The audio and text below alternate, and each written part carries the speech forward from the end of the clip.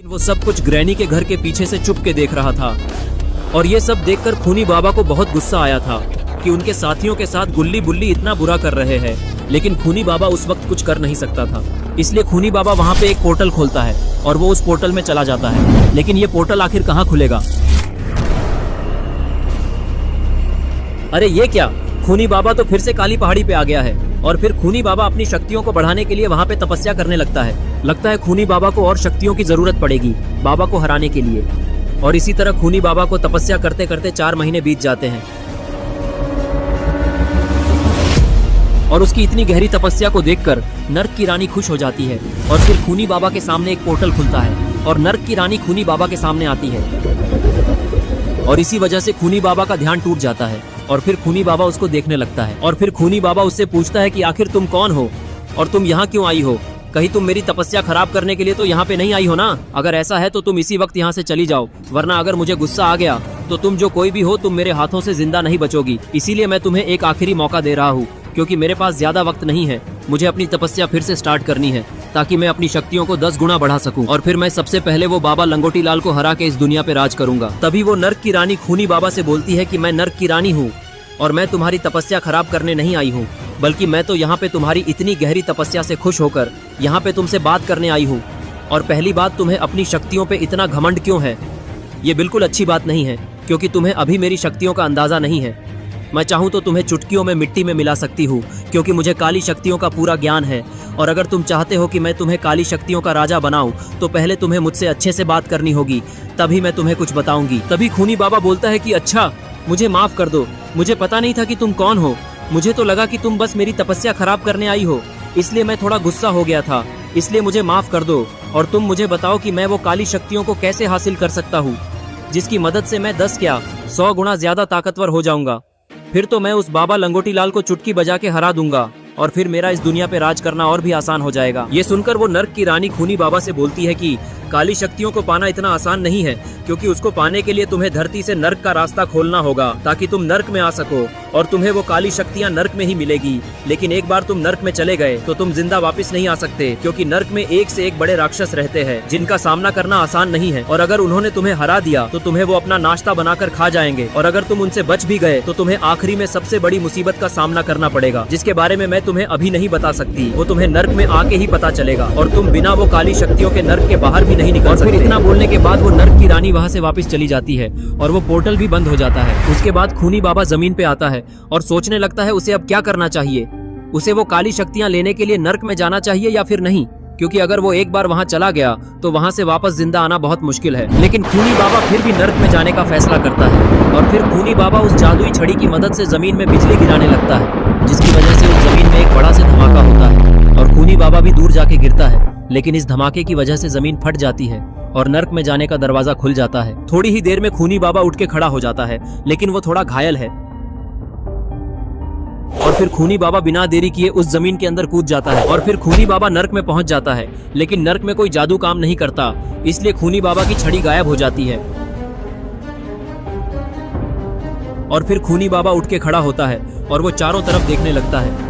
लेकिन नर्क में दूर दूर तक बस लावा दिखाई देता है और ये सब देखकर खूनी बाबा थोड़ा घबरा जाता है और फिर खूनी बाबा उन काली शक्तियों को ढूंढने के लिए नर्क में किसी भी तरफ जाने लगता है।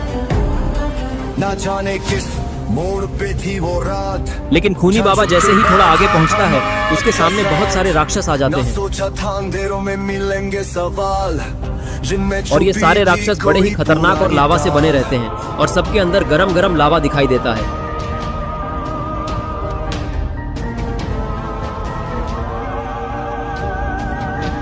खूनी बाबा इन सबको देखकर बहुत ही ज्यादा डर जाता है और पीछे हटने लगता है और तभी उनमें से एक राक्षस अपने बहुत सारे क्लोन बना लेता है और खूनी बाबा को चारों तरफ से घेर लेता है और खूनी बाबा उन सारे क्लोन्स को देखने लगता है और उन क्लोन्स को देखकर वो बहुत ही ज्यादा घबरा जाता है और उसको समझ नहीं आता है कि वो अब क्या करे।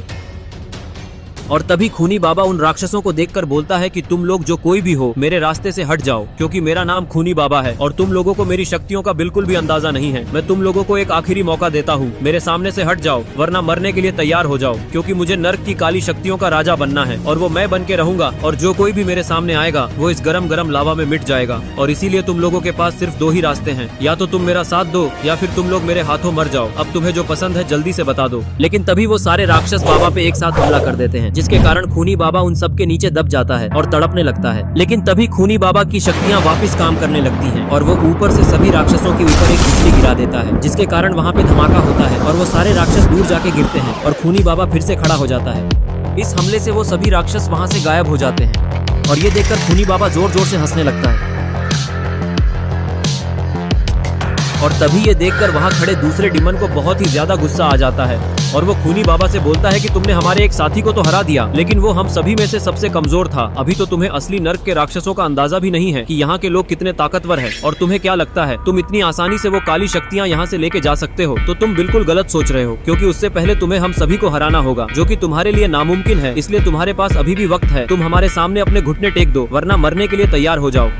लेकिन तभी खूनी बाबा उस डिमन को लड़ने का इशारा करता है और फिर वो डिमन खूनी बाबा पे अपने हथियार से उछलकर हमला कर देता है, लेकिन खूनी बाबा उसके इस हमले से दूसरी तरफ कूदकर बच जाता है। ये देखकर उस डिमन का दिमाग खराब हो जाता है और वो जोर से चिल्लाता है। लेकिन तभी खूनी बाबा अपनी सारी शक्तियां इकट्ठा कर लेता है और उसके चारों तरफ बिजली निकलने लगती है।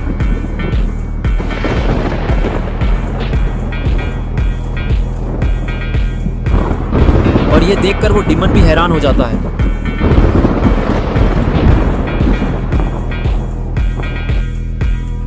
और तभी वो डिमन खूनी बाबा की तरफ अपना हथियार फेंक देता है, लेकिन खूनी बाबा उसका ये हथियार हवा में ही पकड़ लेता है और जोर जोर से हंसने लगता है। और फिर खूनी बाबा बोलता है कि तुम्हें क्या लगा था तुम इस छोटे से हथियार से मुझे मार दोगे? तुमने अभी तक खूनी बाबा की असली ताकत तो देखी ही नहीं है। अगर तुम वो देख लोगे तो तुम्हें ही मेरे सामने अपने घुटने टेकने होंगे और मेरी हर एक बात माननी होगी। तभी वो डिमन बोलता है कि तुम्हें क्या लगता है तुमने मेरा हथियार रोक लिया तो तुम मुझे हरा सकते हो? तो तुम बिल्कुल गलत सोच रहे हो, क्योंकि तुम्हारे लिए तो मैं अकेला ही काफी हूँ, वो भी बिना किसी हथियार के। और अगर तुमने हम सभी को हरा दिया तो काली शक्तियों के पास जाने का रास्ता खुल जाएगा और फिर तुम्हें वहाँ भी किसी को हराना पड़ेगा, तभी तुम्हें वो काली शक्तियाँ मिल पाएगी। लेकिन उससे पहले तो तुम्हें हम सभी को हराना है, जो कि तुम्हारे लिए मुमकिन नहीं। और फिर तभी खूनी बाबा उड़कर उस डिमन पे उसके ही हथियार से हमला कर देता है, जिसके कारण वो डिमन दूर जाके गिरता है और खूनी बाबा उसको इस हाल में देखकर हंसने लगता है।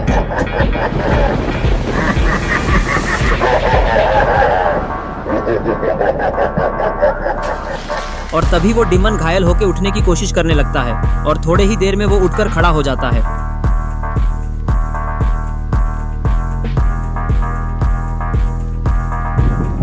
लेकिन तभी खूनी बाबा अपनी शक्तियों से उसके ऊपर बिजली गिरा देता है, जिसके कारण वो डिमन उस बिजली के अंदर तड़पने लगता है और थोड़ी ही देर में उस बिजली के कारण वो डिमन वहीं पे जल के खत्म हो जाता है और जमीन पे गिर के गायब हो जाता है।